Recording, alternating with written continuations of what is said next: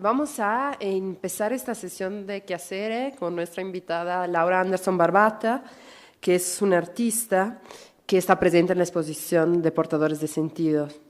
La invitamos a hablar de sus prácticas de investigación, que es muy, muy interesante, que está entre muchas disciplinas, se involucra muchos medios y por lo tanto no voy a tardarme mucho más que leyendo su semblanza. Te dejamos la palabra y luego ya habrá una interlocución cuando Laura habrá hablado un poco de su trabajo.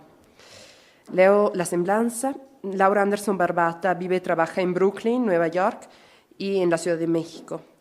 Fue miembro del Sistema Nacional de Creadores del FONCA en 2014 y 2017, en el 2010-2013 y en el 1999-2005. Trabaja en el ámbito social y público, donde ha realizado proyectos transdisciplinarios en México y el Amazonas de Venezuela, Trinidad y Tobago, Noruega y Estados Unidos. Entre sus proyectos más relevantes se encuentra Transcomunalidad, e intervenciones y colaboraciones con comunidades sanqueras de Trinidad y Tobago, Nueva York y Oaxaca. Se ha presentado en avenidas, escuelas públicas y museos, entre ellos el Museo Textil de Oaxaca, The Museum of Modern Art, Fort Worth, Texas, y Museum of Modern Art, New York, en las calles de Sachila, Oaxaca, Ciudad de México y Nueva York. Su trabajo forma parte de colecciones privadas y públicas, entre ellas la colección Patricia Phelps de Cisnero. Su obra Santos y Profetas se presenta en la exposición Portadores de Sentido.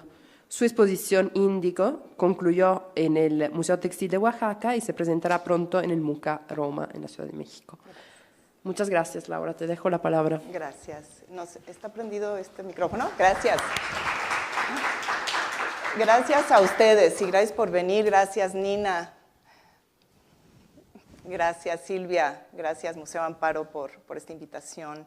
Y bueno, pues espero que no se duerman y proporcionarles compartir con ustedes parte de mi vida, que en realidad para mí el arte es todo. El arte le da sentido a mi vida y así es como entiendo también el mundo que nos rodea. El video que vieron hace poquito son los personajes que aparecen en el video que van a ver ahora. Y ¿para qué hablo, verdad? Mejor, está bien bonito. Veámoslo. Veámoslo.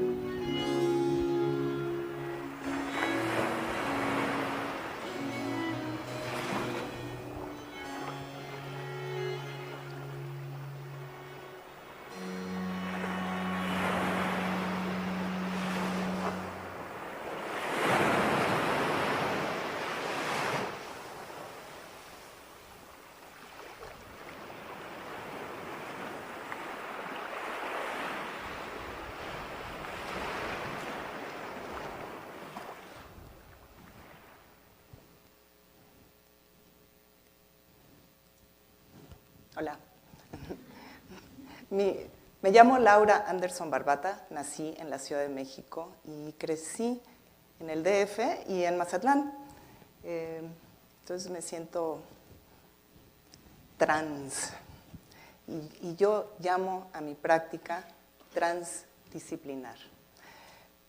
O sea que he estado trabajando en dibujo, pintura, escultura, fotografía, arte social, performance y muchas otras prácticas también. Entonces vamos a hacer como un recorrido rápido de cómo este pensamiento y esta manera de trabajar te lleva de una práctica a otra y ese descubrimiento y ese crecimiento interior como artista te va llevando a desarrollar tu trabajo y los pasos siguientes. ¿Cuántas personas aquí han visto la exposición Portadores de Sentido?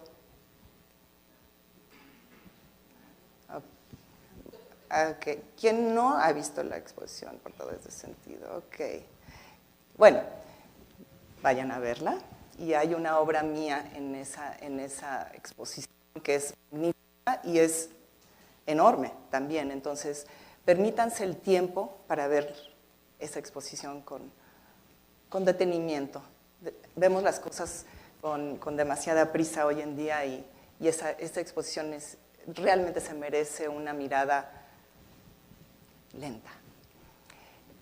Esta foto tiene que ver con mi trabajo en el Amazonas de Venezuela.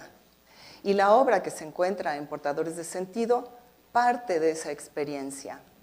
Yo empecé a viajar al Amazonas de Venezuela en los 90s. Y fue medio accidental el que yo llegara a ese lugar, pero fue un poco el trabajo que estaba yo haciendo como artista. Estaba trabajando temas acerca del medio ambiente y trabajando la semilla y el mundo vegetal como metáfora del mundo interior del ser humano. Uno de esos trabajos me llevó al Amazonas de Venezuela. Y estando ahí, sentí cómo esa vida, cómo esas semillas, eso de lo que yo hablaba en mi trabajo, me rodeaba de una manera que jamás había experimentado antes.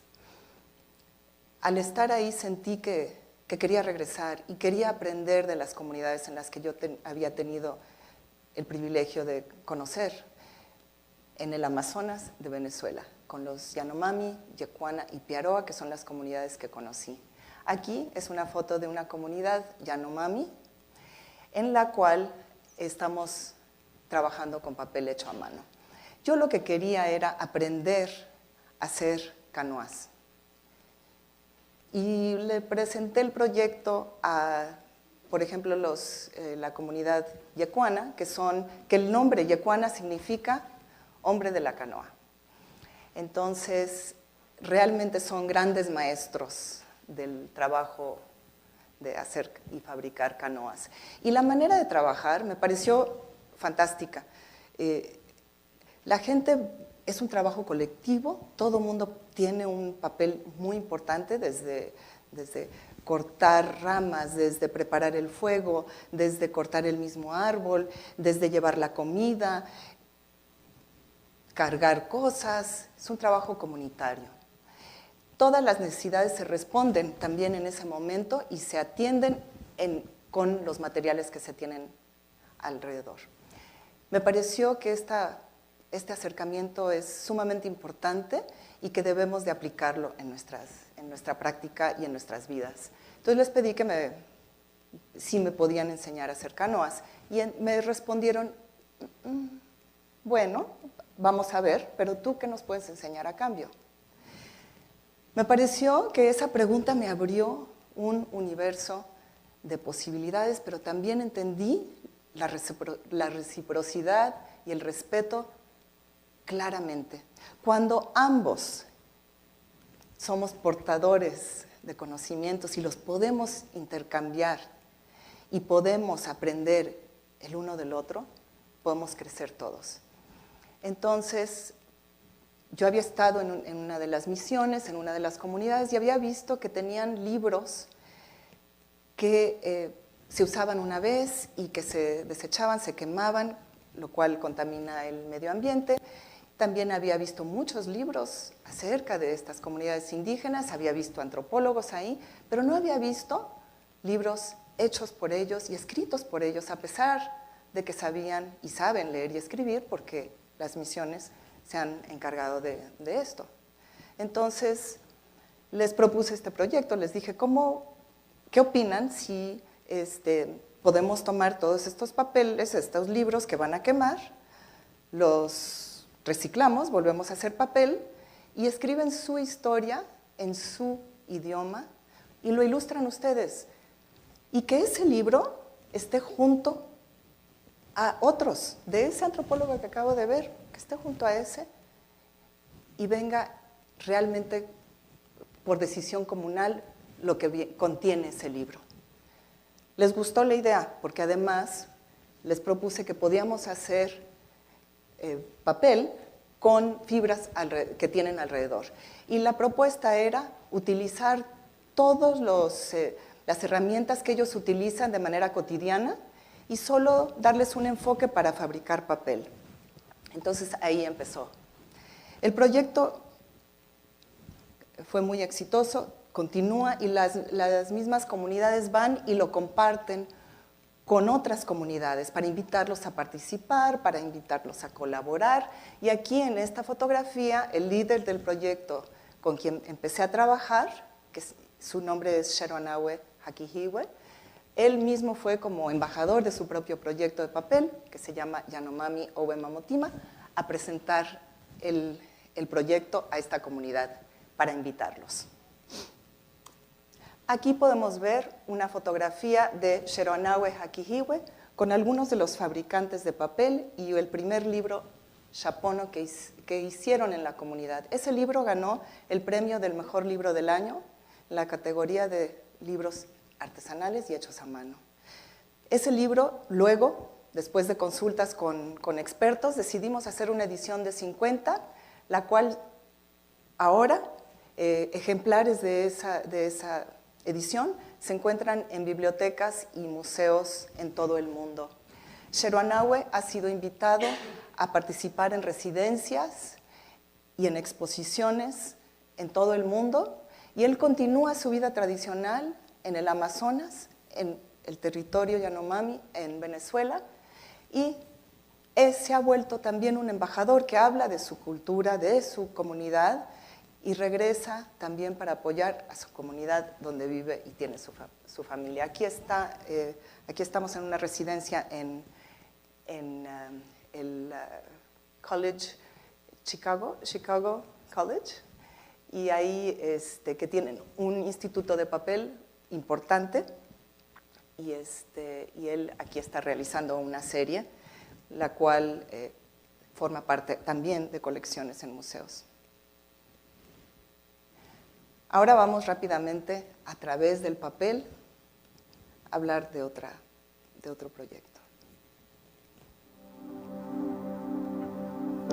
Come back, all is forgiven.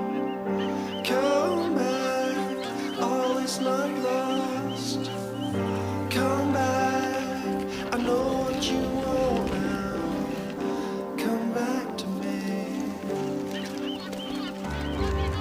Come down, offer your pedestal. Come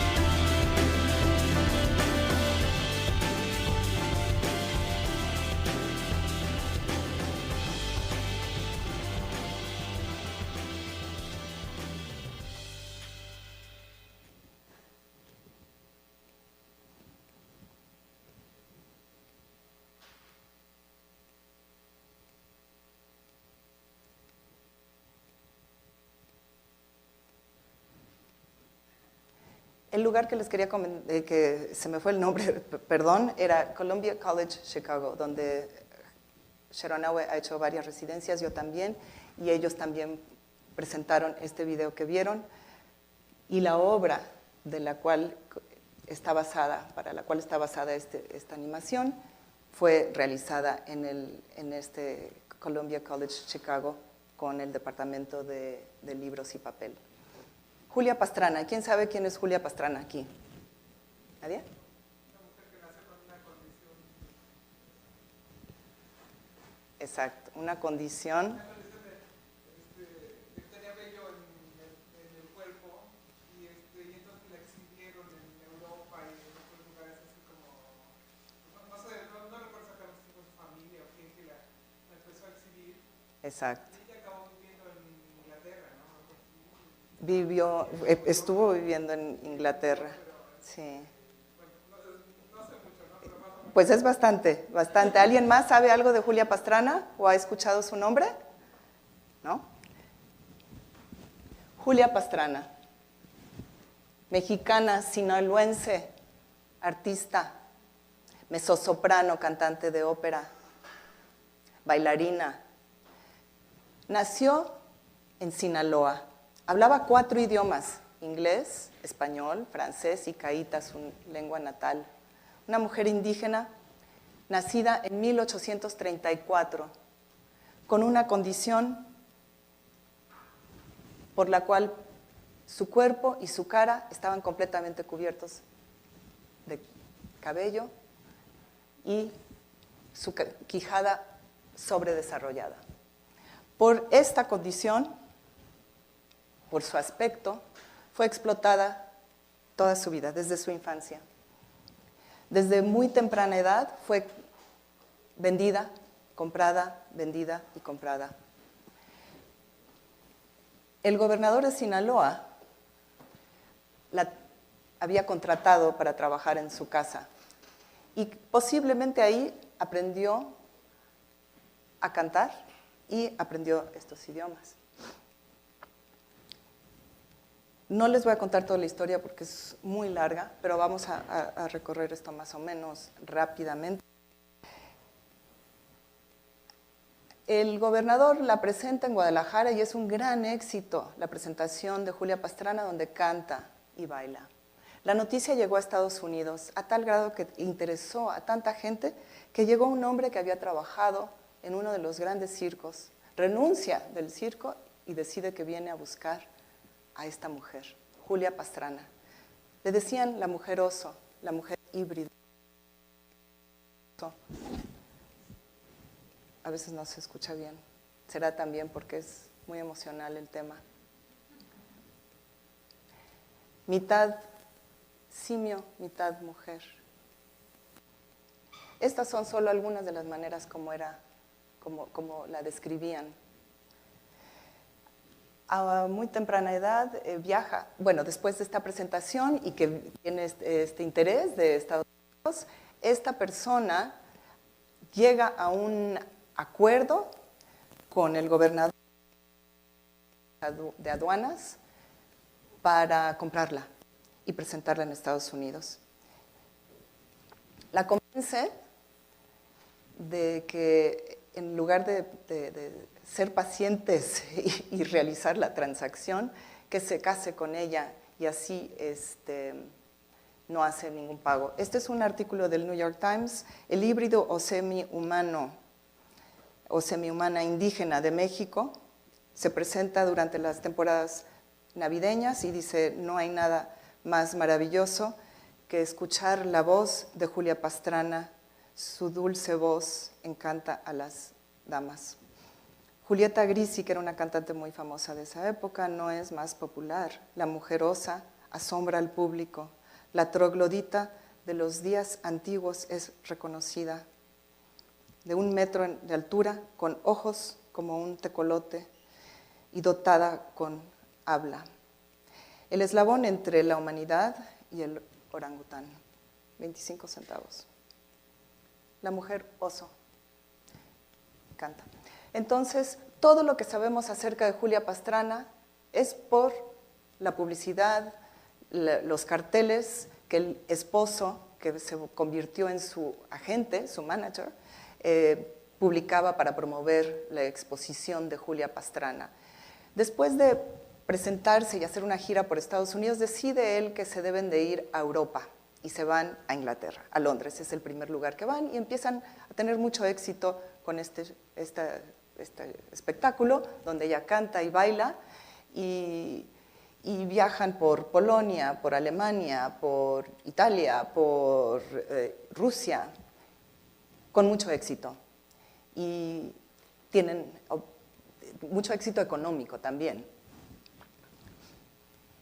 Él, en fin, le prohíbe a ella salir en público sin cubrir su cara para que el espectáculo, bueno, para no echar a perder una entrada al espectáculo de Julia Pastrana.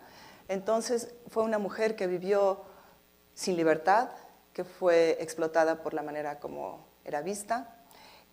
Es una mujer que fue comercializada, comprada y vendida desde la infancia, una mujer indígena sin derechos. Sus derechos como ser humano nunca fueron reconocidos. A los 26 años viaja a Rusia con su esposo. Está embarazada y en el hospital de Moscú da a luz a un bebé, a un niño que nace con la misma condición que Julia. El bebé muere 36 horas después de haber nacido y ella 3 días después. El esposo rápidamente reconoce que ya se terminó su fuente de ingresos y el doctor que estaba atendiendo a Julia, que por cierto, durante esos 3 días de complicaciones que ella sufrió y padeció en el hospital, él seguía vendiendo boletos para que la fueran a ver en el hospital, en su cama. El médico, el doctor Sokolov, ofrece comprar los cuerpos de Julia y su bebé, de su esposa, de la esposa y el bebé de este señor. Se llama Theodore Lent. Luego no me gusta pronunciar su nombre, pero es importante saberlo. Y él acepta. El doctor había estado experimentando con técnicas para embalsamar y quería experimentar con seres humanos. El señor Teodoro Lent vende a su esposa y a su hijo a este doctor. A los 2 años regresa Teodoro Lent a ver los resultados y se sorprende y ve la oportunidad de hacer dinero de nuevo. Exige que le devuelvan el cuerpo de su esposa, así lo pelea, y su hijo. Y el doctor le dice, no, tú me los vendiste, son míos. Entonces, él se va, siendo americano, se va al consulado de Estados Unidos y pide que lo apoyen. Y con la intervención de ellos, es exitoso y le devuelven a Julia y al bebé. Él los pone en una vitrina y empieza a viajar con ellos. Y tienen todavía más éxito del que habían tenido antes. La gente no la había, tal vez la habían escuchado cantar, pero no habían visto su bebé y tampoco habían visto ejemplos de personas embalsamadas, disecadas. Así fue el destino de Julia. Fue comprada y vendida otra vez. Este señor, cuando muere,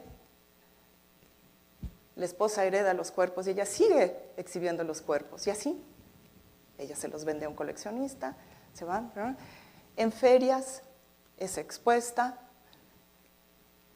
Y en 1976, yo estaba viva en 1976, algunas personas aquí que estaban vivas y que ya habían nacido, pero si no, sus papás, seguro, 1976, fue expuesta. O sea, gente pagaba para verla en 1976. Después de muy poco tiempo, acaba en una colección en Oslo, en Noruega, en el sótano. En esta colección, con un número de inventario, sin ningún derecho, como un objeto de una colección que también tenía una gran colección de cráneos indígenas samis. Cuando yo me entero de esta historia, es una larga historia, y me dan una residencia para ir a Noruega, decido que es importante ir a ver este tema y empezar a entender, no a conocer ni a verla, ese no era mi interés y nunca lo fue, sino saber por qué hoy en día, con la ciencia, la evolución de la ciencia y una muestra de ADN, es suficiente para entender la condición de Julia. Realmente no es un, vamos a decir, un ejemplo antiguo, es bastante reciente, hay gente con hipertricosis en México hoy, ¿no? Entonces, pues ¿por qué tenerla en la colección? Y esto me fue llevando a seguir trabajando con el objetivo de que fuera reconocida como persona, que sus derechos como ser humano fueran reconocidos y con el objetivo final, que no sabía yo si lo iba a obtener, de que fuese repatriada a México y enterrada en su tierra. La obra que vieron el video es uno que celebra su regreso, que habla del final de esa travesía.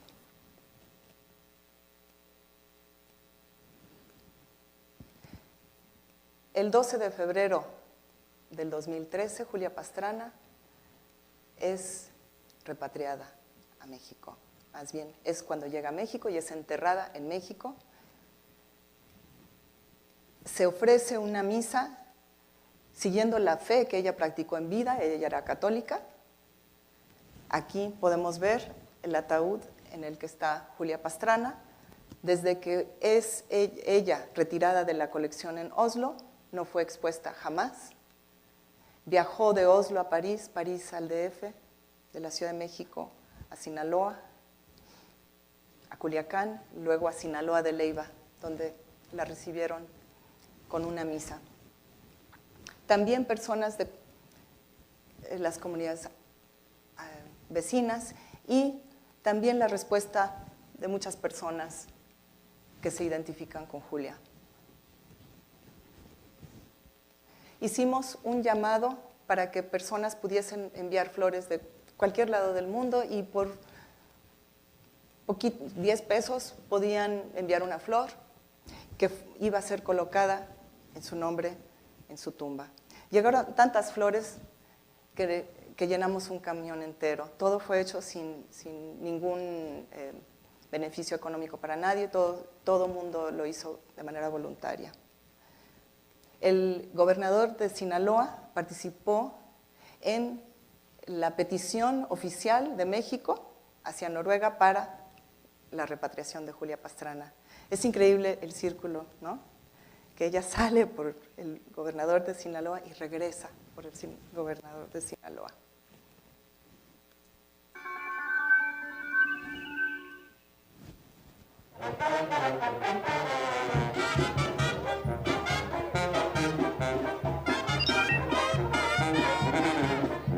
Tarde pero segura, la sinaloense Julia Pastrana llegó a su destino final. Es una foto donde está embalsamada, por cierto, esa no es de ella viva. Después de una existencia corta de apenas 26 años, que estuvo marcada por la burla y la discriminación, seguida de 135 años en que su cadáver disecado fue exhibido en todo el mundo, los restos de Pastrana fueron enterrados en el Panteón Histórico de Sinaloa de Leyva.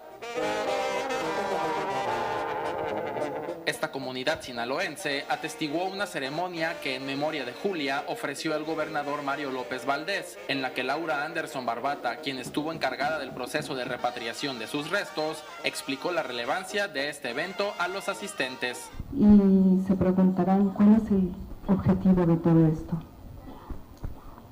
La respuesta es muy clara. Que todas las personas, no importando su condición natural o social, siempre deben ser miradas bajo la lógica del respeto. Después de montarse 3 guardias junto al féretro, los restos de Pastrana fueron trasladados al interior de la iglesia de los apóstoles San Felipe y Santiago, en donde recibió una misa católica como ella, según los historiadores, hubiera deseado. Y son sanqueros que practican y mantienen viva la tradición desde el oeste de África. Aquí la metáfora es increíble. Ustedes ya vieron que estoy trabajando metáforas, ¿no? La semilla como el ser humano que despierta, que crece, que evoluciona, las ideas. aquí ver el mundo desde una perspectiva elevada y que realmente pues creo que podemos todos aprender de esto. Este grupo, como muchos de mis proyectos, son proyectos que son dentro de comunidades donde sentimos por conversaciones que nos podemos apoyar y que ambas partes podemos crecer y aprender. Este grupo no tenía ningún apoyo, no tenía gente que les ayudara en sus vestuarios, a crear tampoco narrativas que presentar, performances, cómo desarrollarlos, cómo hacer un libro de presentaciones para buscar apoyos. Ustedes vieron el primer video, ¿no? Estamos hablando de 20 años antes, esta es mi experiencia, de aquí a lo que vieron, ¿no? Entonces, ofrezco trabajar con ellos haciendo videos, ayudándolos a estructurar sus presentaciones y pensar en maneras de presentarnos en el espacio público, narrando historias, compartiendo pasajes de nuestra historia, de lo que nos interesa, para hacer comentarios sociales de manera pública. Antes no lo podían hacer. Máximo, en carnaval aparecían con pintura corporal, que no es en realidad pintura corporal, son pinturas vinílicas para casa, súper tóxicas. Entonces, pues juntos empezamos a desarrollar qué tipo de narrativas podíamos hacer, cómo podemos trabajar sin material, sin dinero, sí, materiales sí, sin comprar material, sino lo que tenemos a nuestro alrededor. Recuerden que en el Amazonas también trabajamos con el material que tenemos alrededor para no crear dependencias ni traer cosas de fuera, ¿verdad? Que pueden imponer, que pueden crear dependencias, que pueden crear necesidades artificiales que pueden costar a la larga mucho más de lo que pueden beneficiar, ¿no? Entonces, varios años después, aquí tenemos una presentación donde están narrando la historia de la danza en el oeste de África. Todo esto se realizó con la colaboración de los mismos participantes y los materiales los recogíamos, por ejemplo, los cartones que forman estas máscaras, que son réplicas de las comunidades Dogon del oeste de África. Son cartones que recogíamos que tiran en las tiendas, ¿no? De refrigeradores y estas cosas grandes. También invité a muchos artistas, yo teniendo los contactos, las amistades de artistas que también quieren participar y aportar con sus conocimientos y experiencias. Entonces se volvió un gran equipo para compartir esto de manera pública en carnaval, durante el carnaval infantil. A partir de varias experiencias pueden ver muchos otros temas que trabajamos, el medio ambiente, el mundo animal, esto que es la danza y la cultura, varias historias, ¿no? Narramos, han recibido muchos premios y ellos siguen trabajando y presentándose de muchas maneras, no solo en su carnaval tradicional, pero también en videos musicales, están experimentando y haciendo otros trabajos y seguimos en contacto, pero cada quien va y sigue trabajando por sí solo, ¿no? Entonces, en realidad yo ya no he trabajado con ellos en varios años, pero de alguna manera seguimos conectados. Este trabajo me interesaba, porque este trabajo me llevó una invitación, una residencia y una beca, y cuando fue terminando, y también el tiempo natural del proyecto, para mí era importante aplicar esto y traerlo a México, ¿no? De alguna manera traer esta experiencia mía en México, que yo sabía que existían zanqueros en México. Y en México existe la tradición de zanqueros, ahora se conoce más, pero en estos años cuando yo estaba trabajando había muy pocas personas se difundía poco. Pero hasta en el Popol Vuh se encuentran reproducciones de personas en zancos, en alfarería de Campeche también vemos zanqueros. Entonces sabemos que es una tradición de Mesoamérica, que es muy fuerte, pero también sus orígenes pueden ser de África. me llevaron a Sachila, a Oaxaca. Y en Oaxaca yo dije, me interesaría conocer zanqueros tradicionales. Y aquí, del lado izquierdo, podemos ver uno de los zancudos de Sachila. Y empezamos una relación de colaboración, de intercambio y de comunicación. Los zancudos de Sachila no sabían que existían zanqueros en el Caribe o en el oeste de África. Tampoco sabían que los zanqueros, el Naya, que fue iniciado en Senegal, maneras de trabajar el zanco en ambas partes, de vestirse, los motivos por los cuales se suben a los zancos, y en eso coinciden todas, ¿no? Tiene un objetivo social y espiritual de unidad para una comunidad. Hemos colaborado con los zancudos de Sachila y le empezamos a llamar al proyecto Transcomunalidad, les dije antes, Transcomunalidad, que yo siento que soy un artista transcomunal y transdisciplinar también. Entonces, en ese sentido, creo que estos son los inicios de este proyecto, ya cuando va creciendo, va desde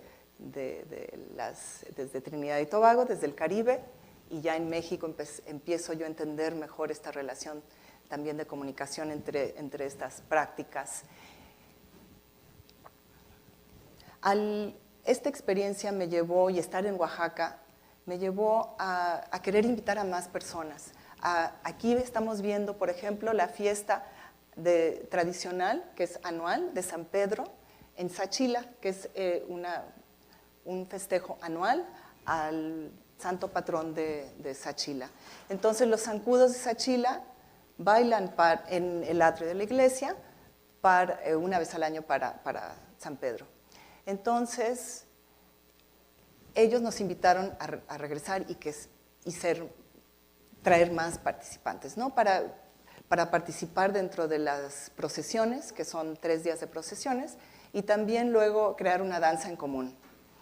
Entonces, a mí me interesaba también incorporar a este momento, esta acción, esta unión, otros talentos y otros saberes, otras tradiciones oaxaqueñas. Por ejemplo, la talla en madera, la talla de jícara, textiles, bordadoras. Entonces empiezo a conocer artesanos de distintas prácticas, alebrijeros. Y aquí podemos, por ejemplo, estos zancos son hechos por una persona que es restaurador de iglesias novohispanas. Entonces, él es restaurador de los altares, y lo invité a participar y dijo, ay, sí, me encantaría hacer unos zancos. Entonces, lo invitamos. Aquí también este trabajo, aquí está Naya, quien vieron en la foto anterior, que está participando con un traje bordado por personas wixárika. Este textil, por ejemplo, es sigue la tradición del textil de la costa afrodescendiente de Oaxaca. Es este. Aquí los colores y el estilo de las jícaras que se usa para tomar en los mercados y tradicional en Oaxaca. Y así tenemos muchas de las tradiciones representadas aquí en esta unión, ¿no? En esta celebración.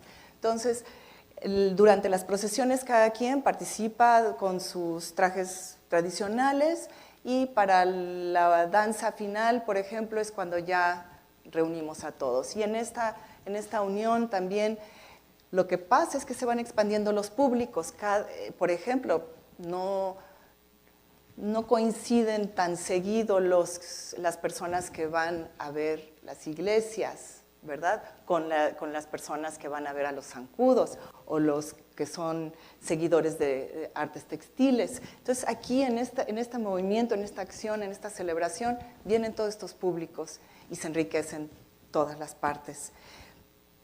Antes de esto, o simultáneo, o sea, no sé. Esta pieza, quiero hablar, por ejemplo, cómo este tipo de colaboraciones y este tipo de trabajo también puede ser motivo para crear piezas como más específicas, más enfocadas, que combinan todo lo que han visto antes que he aprendido. procesión, ritual, protesta, vestuario, música. Esta pieza responde a la crisis económica que llegó a impactar y que aún nos afecta hoy aquí. La crisis del 2008, que yo, por cierto, estaba saliendo del Amazonas, ni enterada estaba, y cuando salí del Amazonas trabajando en el proyecto con Sheronahue, me dicen, por cierto, el mundo cambió, es otro lugar. Y sí sentí de una manera como muy fuerte ese cambio, porque mi estudio, estando en Nueva York, de pronto ya estaba, la mitad de los locales comerciales estaban vacíos, en una cuestión de días cambió todo ese panorama. Esta pieza, las metáforas también creo que son muy claras. La presentamos en el Centro Financiero de Nueva York, en Wall Street, y es un llamado a estas instituciones financieras y económicas para también promover el pensamiento del compartir, de lo que es valor y lo que es poder. Ahí estamos como confrontando estas ideas, creo que quedan claras. Aquí pueden ver que estamos repartiendo algo. Lo que estamos repartiendo son monedas con papel de oro de chocolate. Entonces estamos hablando de lo que es compartir riqueza. También se refiere al cacao como moneda, ¿verdad? Como manera de intercambio que es tradicional para nosotros. Y aquí les puedo enseñar el video de esa acción. Occupy Wall Street all day, all week. Occupy Wall Street all day, all week. Occupy Wall Street.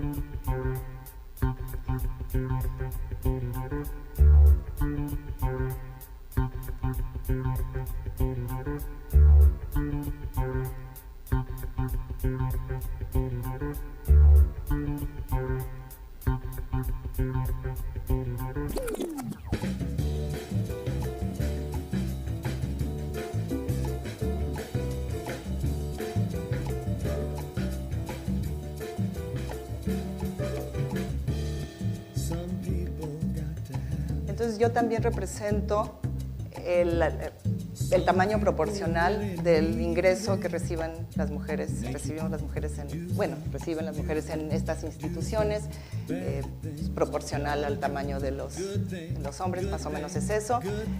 También estoy más en contacto directo con las personas, entonces puedo tener un intercambio mucho más personal.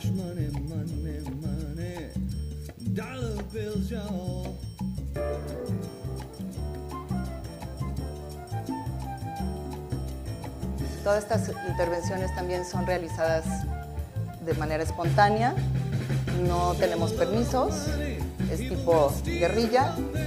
En la última que vieron en el primer video, si alcanzaron a verlo, llegamos todos en taxis a distintos puntos y luego ya todos vestidos y nos empezamos las procesiones desde estos distintos puntos. Igual aquí, estábamos todos dentro de un camión que reparte flores, porque está prohibido estacionarse ahí desde lo que pasó con las torres, ya está prohibidísimo. Entonces se abren las puertas, salimos y empezamos, ¿no? Y terminamos en otro punto donde nos recogen otros carros o otra camioneta.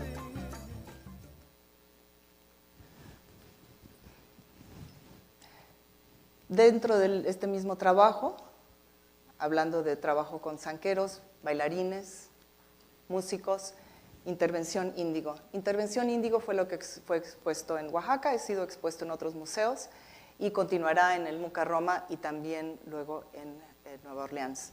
Es un proyecto que habla y se refiere a la violencia que se vive dentro de comunidades afrodescendientes en Estados Unidos y en todo el mundo, en México, en Oaxaca, en Guerrero.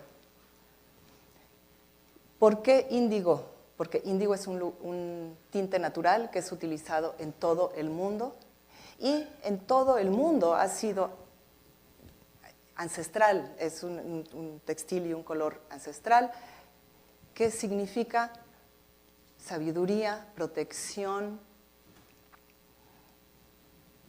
y eso nos lleva a pensar en que es el color que la mayoría de los uniformes de policía y de seguridad llevan. Y no es una casualidad para mí que usen azul, ¿verdad? Ese azul. Aquí es Chris Walker, con quien he trabajado en varias ocasiones. Es un coreógrafo y bailarín de Jamaica y profesor en la Universidad de Wisconsin.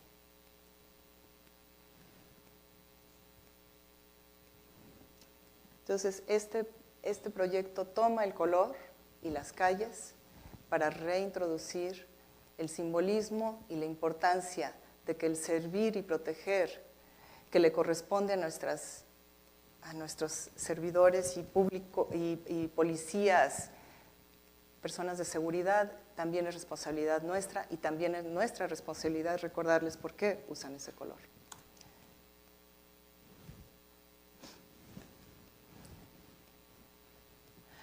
Aquí también estoy trabajando con músicos, Jarana Beat, que son unos músicos de Latinoamérica, y la canción que usamos para este performance y la inspiración para los personajes de Diablos, que también son policías al mismo tiempo, vienen de la costa de Guerrero.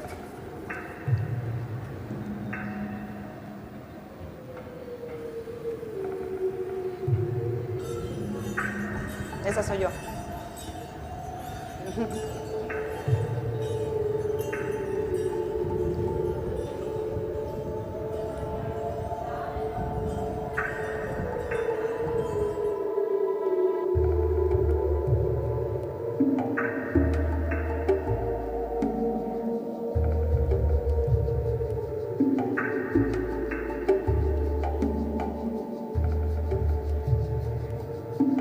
Empezamos frente al departamento de policía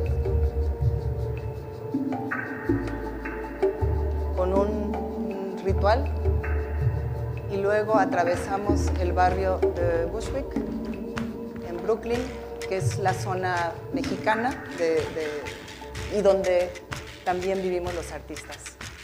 Ahí están los Diablos, que se comportaron como diablos de a de veras.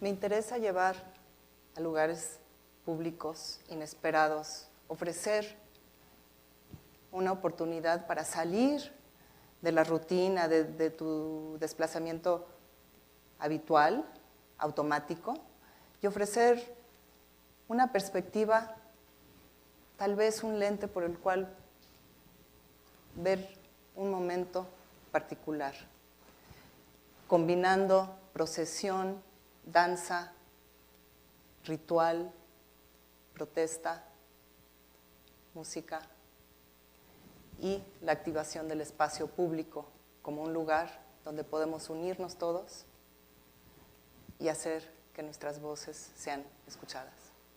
Gracias.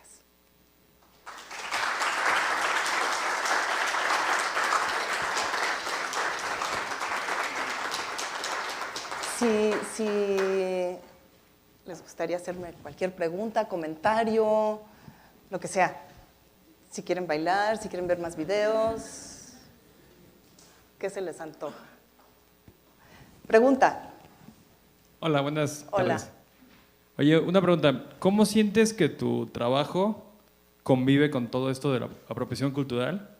O sea, ¿cómo crees que convive con esto? Si lo pasas, si no lo pasas, o sea, ¿cuál es la relación con esto? Sí, me parece súper interesante tu pregunta y natural. Yo no siento que exista una apropiación en sí, sino que cada uno de los participantes traen sus propios conocimientos y su propio arte y colaboran. Entonces somos equipos. Como podrán ver, le doy tiempo a que todos sus créditos pasen. Estamos dentro de todo esto. Lo que yo soy es como la parte que organiza, visualiza, propone, ¿no?, que hagamos estas cosas. Entonces, por ejemplo, en Intervención Índigo estamos trabajando con textiles del oeste de África, de Guatemala, de México, también contemporáneos, y cada quien está desarrollando desde su óptica. Por ejemplo, los zanqueros, los Brooklyn Zombies, también ellos participan dentro de las tomas de decisiones. Los Diablos, Jarana Beat, que son ellos propusieron esa canción. Cuando yo les hablé de que queríamos hacer una obra, porque ya habíamos hablado los Zombies y yo, Brooklyn Zombies son los de Zancos, que queríamos hacer una obra que se refiriera y hablara de la violencia hacia personas de color. Entonces yo les comenté esto y que quería hacer una acción y quería que fuera algo que yo pudiera hacer en mi estudio, o sea, que fuera lógico hacerlo y factible. Y ellos me dijeron, fíjate que estamos trabajando una canción que está basada e inspirada por la canción de los Diablos de la Costa de Guerrero. Me empezaron a enseñar fotografías, me encantó, y entonces decidimos integrar a los Diablos su canción dentro de esto. Por ejemplo, próximamente, que vamos a tener esta exposición en México, en el DF, los Diablos de Guerrero van a participar, hemos estado en pláticas con ellos, van a participar dentro de la exposición y en un performance. Entonces estoy muy contenta, siento que cada quien trae sus conocimientos, los intercambiamos y seguimos siendo representantes de los conocimientos y se mezclan en estos movimientos, en estos momentos. Enriquecen ambas partes, eso no vamos a negarlo, que es parte de la evolución cultural histórica, ¿verdad? Los Sanku de Sachila se han visto influenciados por los Zombies, así como los Zombies se han visto influenciados por los Sanku de Sachila. Entonces creo que sí es un tema muy importante cuando uno se apropia, pero estas acciones lo que hacen es que empoderan a que uno se apropie de su propia cultura y la represente en colaboración con los demás. Gracias. Felicitaciones, Laura. Muchas gracias por venir. Un saludo. Mira, quisiera en lo particular del proyecto de Índigo que nos comentaras el tiempo que te llevó la producción de la pieza y de los procesos, si podrías un poco detallar más cómo los realizas, dado que es una pieza transcultural, ¿cuáles de esos procesos ocurren en México ¿cuál es en colaboración, digamos, con otras comunidades? Y esos procesos, ¿qué tipo de negociaciones van demarcando en cuanto a la decisión que tiene que ver con respecto a la factura de ciertas piezas, a la performatividad de las mismas, ese tipo de cosas? Sí, sí es un proceso que tú me pides, y qué bueno que le ponemos un ejemplo específico, que es Índigo, se desarrolla simultáneamente, desde mi óptica, en el estudio y en colaboración con cada uno de los participantes. Por ejemplo, yo tenía esa inquietud, tenemos que hacer algo, decir algo, y a través de nuestras acciones previas vemos que podemos hacerlo, ¿no? Y la inquietud está aquí, no sabemos cómo. Yo acababa de salir de un proyecto enorme, donde participaron más de 500 personas, muchísimos grupos comunitarios de distintas partes participaron, y yo quería hacer algo mucho más íntimo, mucho más personal, y además yo fabricar todo, ¿sí? Entonces, fabricar todo es un decir, porque no hice los textiles. Entonces empecé con esa inquietud, hablando con los John sí, tenemos que hablar de esto. Entonces ir pensando. Y la experiencia, por ejemplo, en Trinidad y Tobago tienen esta tradición de los diablos azules. Yo pensé, el azul, y empecé a estudiar más el azul, y estaba yo en la Universidad de Wisconsin en ese momento dando clases, y es un color que, por estar investigándolo, encuentro todo el significado cultural que tenía, ¿no? Y casi medicinal, espiritual, que sí es medicinal, ¿no?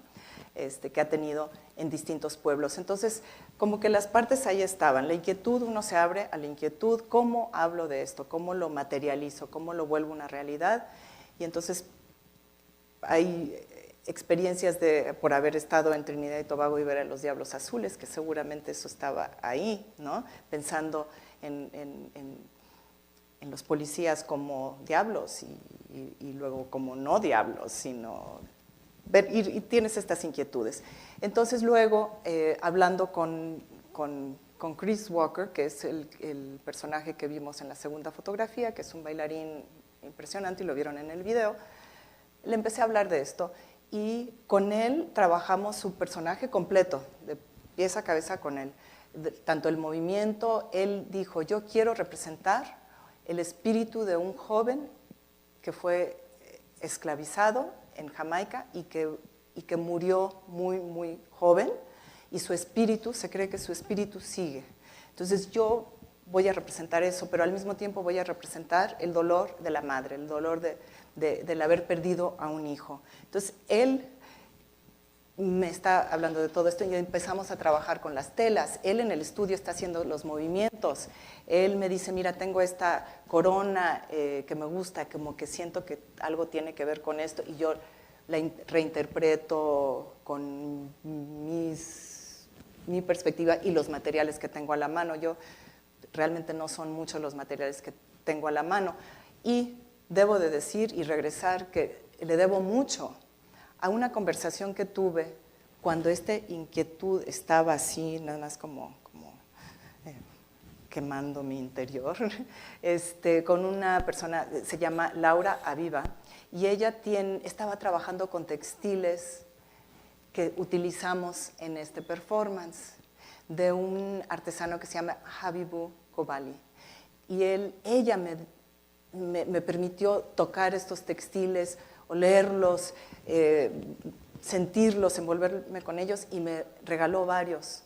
Y entonces ella también me abrió a este mundo, y el simbolismo, sobre todo ella también me fue enfocando, porque Habibu, dentro de su comunidad, es el que tiñe, hacen los lienzos ahí en su comunidad, y me compartió estas telas que me parecieron también espectaculares, y dije, si algo te puede atraer tanto, pero también proporcionarte un tipo de, no sé, un elixir interior que el color produce, algo en mí. Entonces así es como se van construyendo, y hablando con los zombies y con los músicos, que ya les describí cómo fue esa conversación. Entonces así es como se van construyendo, y luego hablo con fotógrafos, con videógrafos, porque también podríamos decir que también se están apropiando, ¿no? Entonces hablamos todos juntos, vamos y visitamos, hacemos la ruta, proponemos cuál es el discurso que se va a plantear y que se va a desenvolver en la calle, ¿no? Empezando antes del departamento de policía, empezamos Naya y yo como de alguna manera como personajes espirituales, lo más alto y lo más bajo que soy yo, ¿no? Entonces empezamos a planearlo todo para ya llegar al momento en el que se presenta de manera pública, y me interesa que sea una sorpresa, que sea inesperado para la gente, y sobre todo en esa zona que no tiene ni el tiempo ni la oportunidad de ver arte, más que también sí hay maravillosos grafitis que vieron y murales que hay en esa zona, pero se limita mucho a eso. Entonces yo quería llevar también mi manera y nuestra colaboración al barrio. Y México, DF, espero vayan, nos acompañen. ¿Alguna otra pregunta? Sí.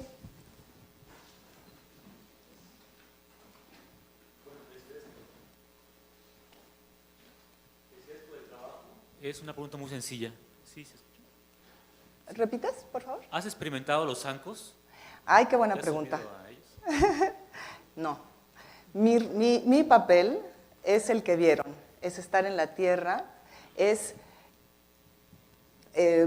enfocar y dar luz a estos personajes que yo considero muy importante, el trabajo que están haciendo. También es de alguna manera como desenredar lo que ha pasado también con los zanqueros, o sea, realmente es una tradición ancestral y que fue apropiada, quien usó la palabra apropiación, apropiada, y lo metieron a circos y cosas así, arrancándoles todo el sentido social de la tradición, ¿no? Entonces, a través de estas acciones se reintroduce todo esto. Mi papel también es ser el eslabón entre estos seres y el público. Entonces ustedes me van a ver más en contacto con los demás, soy como el link. Cuando estuve trabajando en Trinidad y Tobago, yo no era personaje, o sea, apoyaba y para traer luz y llamar la atención, pero solo a estos personajes, pero yo no. Y me di cuenta que había una gran brecha entre el público y ellos. Se quedaban así o no sabían cómo acercarse, entonces cuando yo sentí que yo necesitaba participar y también ser un personaje más dentro de esto, para romper ese espacio. Gracias. Gracias. ¿Preguntas, comentarios? Solo un comentario. Gracias. Ay, gracias. Gracias a ustedes. Gracias por venir y compartir esta tarde tan hermosa que no está lloviendo. Gracias.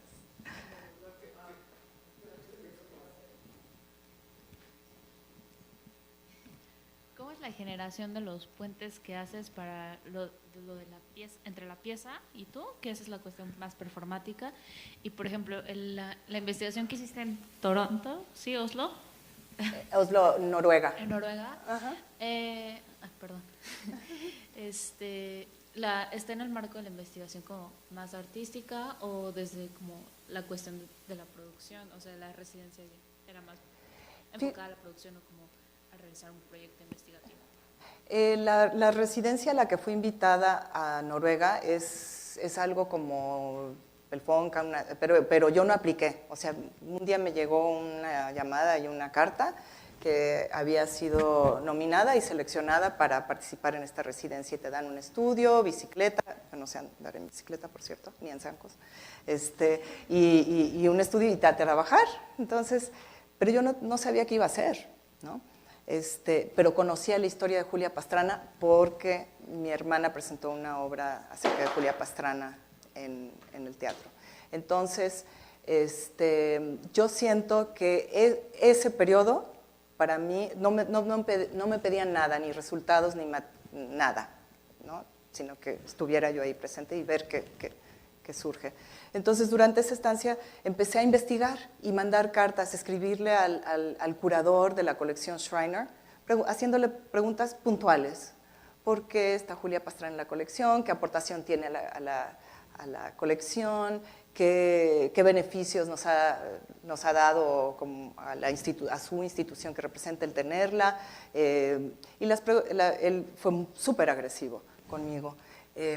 Me decía, ¿no la puedes ver? Y dije, pues en ningún momento dije que la quería ver, ni para nada. Yo nada más quiero entender cómo hoy en día esto puede seguir sucediendo, ¿no?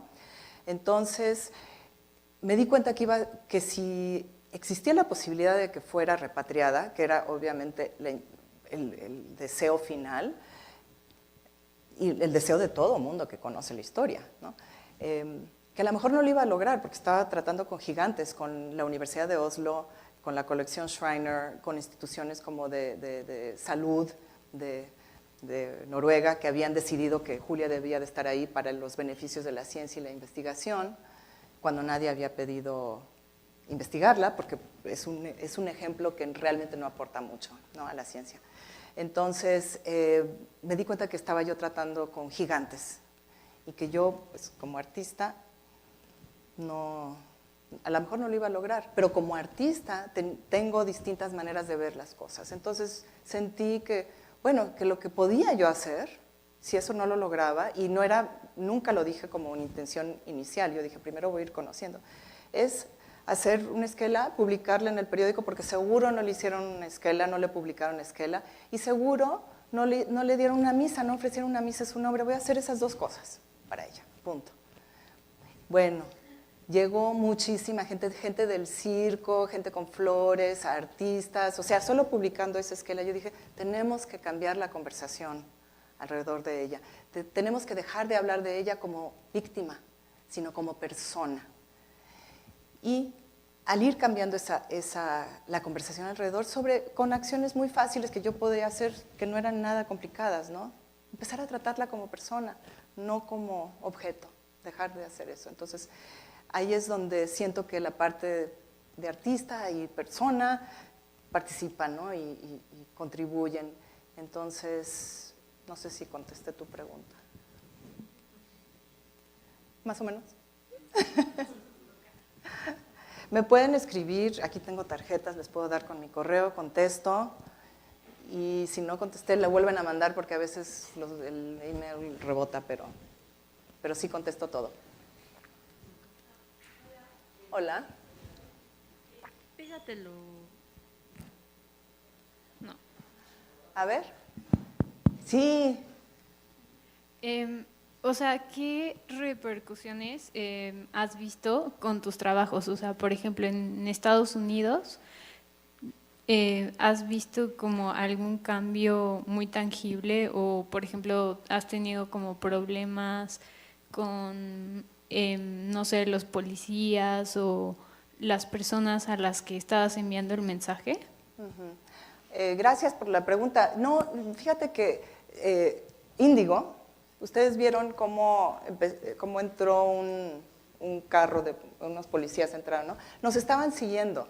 Realmente sí se sintieron amenazados por lo que estaba pasando, porque no lo entendían. Decían, y no lo podían intervenir porque estamos trabajando, entendiendo el espacio público. ¿Cuántos podemos ser? No podemos estar estáticos, no tenemos volumen alto, este tipo de cosas, estamos en movimiento. Entonces, no entendían qué estaba pasando, pero el ritual que se desenvolvió, que por cierto, otra parte que es muy importante, que todos los colaboradores que participan, realmente todo es casi improvisado, o sea, lo hablamos, pero no hay prácticas, no hay ensayos, no hay la coreografía es esta, no hay nada de eso, o sea, cada quien sabe cuál es su papel y nos juntamos y existe en ese momento y ya se filma, a lo mejor se documenta o no. Entonces, ellos sintieron que ese ritual, que fue una respuesta espontánea, yo no sé ni cómo pasó, que los diablos estaban acostados y unos empezaron a caminar en círculo, en una dirección y otros en otra para deshacer este mal.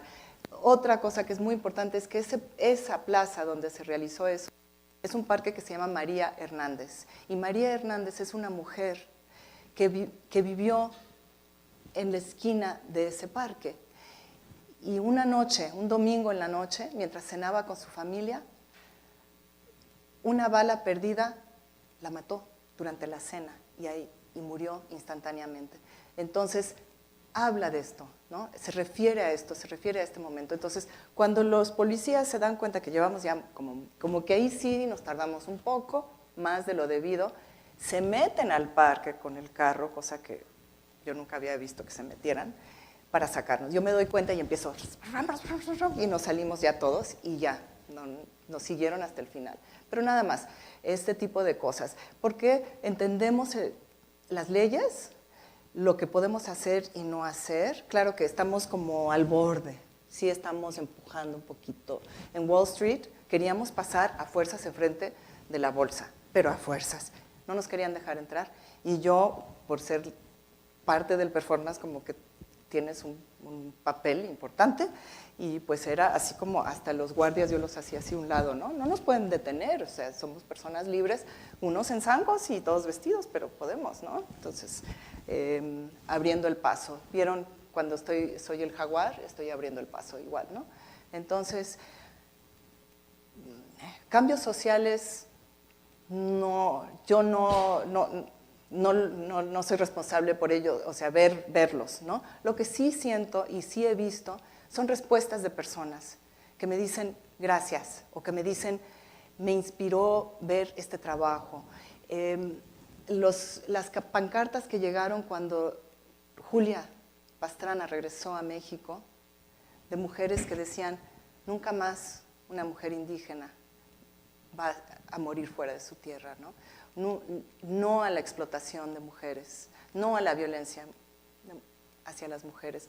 Este tipo de respuestas son las que a mí me motivan muchísimo, que yo obviamente no las causé, pero posiblemente este tipo de acciones y este tipo de conversaciones de todos activan, y eso es lo que yo he visto.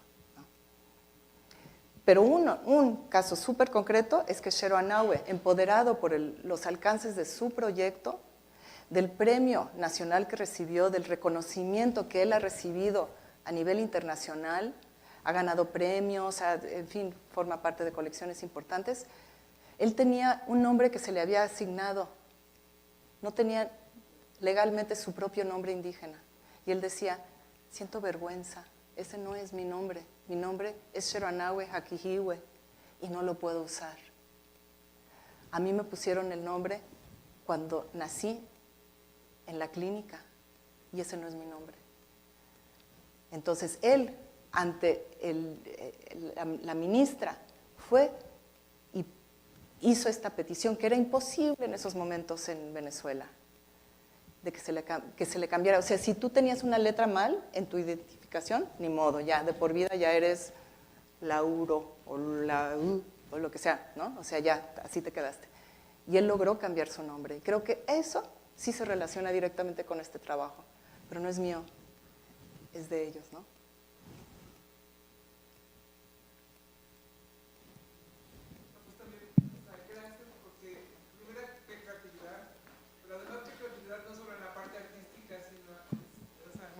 No solo la creatividad en la parte artística, sino en el imaginar cómo puedes interactuar con las otras personas, ¿no?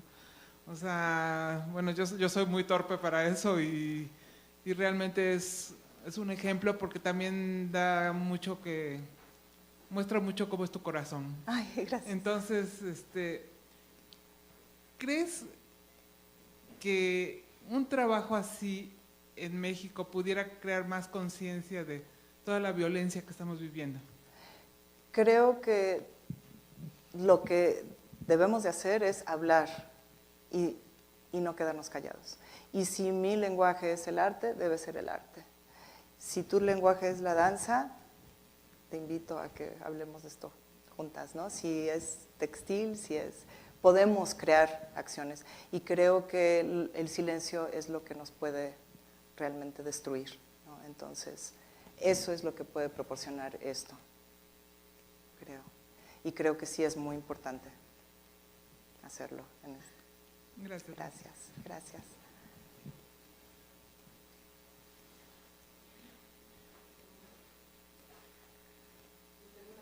Laura, que tiene que ver con lo que aquí ahora estabas mencionando, o sea, cuando decides que tu lenguaje es el arte, ¿no? Que tu manera de hacer es ser artista. También respecto un poco a lo que nos explicaste y que también yo leí, o sea, que has transitado como en distintos estudios y sigues esta multidisciplinariedad, pero la pregunta va a por qué crees, ¿no? Que el artista pueda tener esta capacidad de inserción en ámbitos, contextos y en una sociedad. Yo creo que todos tenemos esa capacidad de inserción, todos, no los artistas, sino todos. Cada quien lo hace desde su área, desde su campo. Los médicos, ¿no? Los policías, todo mundo. Creo que participa de una manera y a mí me interesa muchísimo reconocer eso, que nuestra contribución o nuestra participación social se está expresando en cada momento. Todo lo que hacemos tiene una repercusión, un impacto social y dice algo, ¿no? Entonces, como artista, pues tenemos recursos y maneras ópticas tal vez diferentes para que esa voz o esa inquietud se manifieste de una manera más fuerte, innovadora, memorable, o que active, a lo mejor que alguien diga, ¡ay, sí, me hizo clic eso!, ¿no? Esa metáfora me parece increíble. O para mí lo que me interesa es que se sienta, ¿no? Que lo sientas y que tengas distintas oportunidades de entrar, a ver el trabajo. O sea, si te llama la atención la danza, los zancos o el arte textil, y entonces te vas metiendo y te vas dando cuenta que hay un mensaje que va más allá, ¿no? Pero si te quieres quedar solo en la superficie, también se puede hacer, pero ya estamos ahí, ¿no? ¿Qué otra? Eran 3 preguntas. Te preguntaba cuándo decidiste, ¿no? ¿Cuándo decidí ser artista? ¿Cómo fue? Me da curiosidad un poco de todos los artistas. Yo creo que no sé. No entiendo el mundo separado de esto, ¿no? Cuando era chiquita yo bailaba, mi papá era gerente en un restaurante y yo bailaba para los turistas. Entonces de repente cuando veo eso digo, ay, pues yo hacía performance desde niña, ¿no? O sea, y mis clases de baile y todo, entonces digo, pues a lo mejor era artista desde entonces. Me gustaba muchísimo hacerlo y pero creo que así como artista se lo debo a México. Mis dibujos los mandé al Salón Nacional de Dibujo y recibí un premio nacional de dibujo.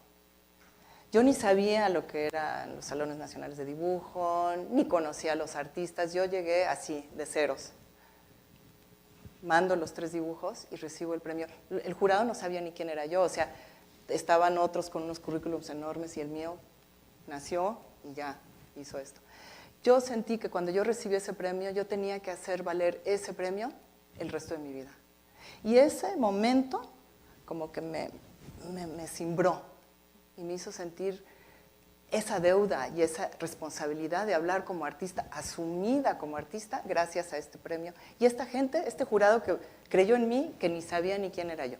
Y que luego me contaron que cuando estaban discutiendo quién iba a recibir el premio, dijeron, hijo, a lo mejor esto es, pues es realmente una coincidencia. No sabemos si esto nada más fue una vez y ya, iba a volver a desaparecer. Yo dije, no, diario me lo voy a ganar. Entonces trato de ganarme ese premio diario. Gracias. ¿Algo más? Bueno, me escriben. Quien quiera mi tarjeta, aquí tengo tarjetas. Gracias a ustedes, gracias por venir. Gracias.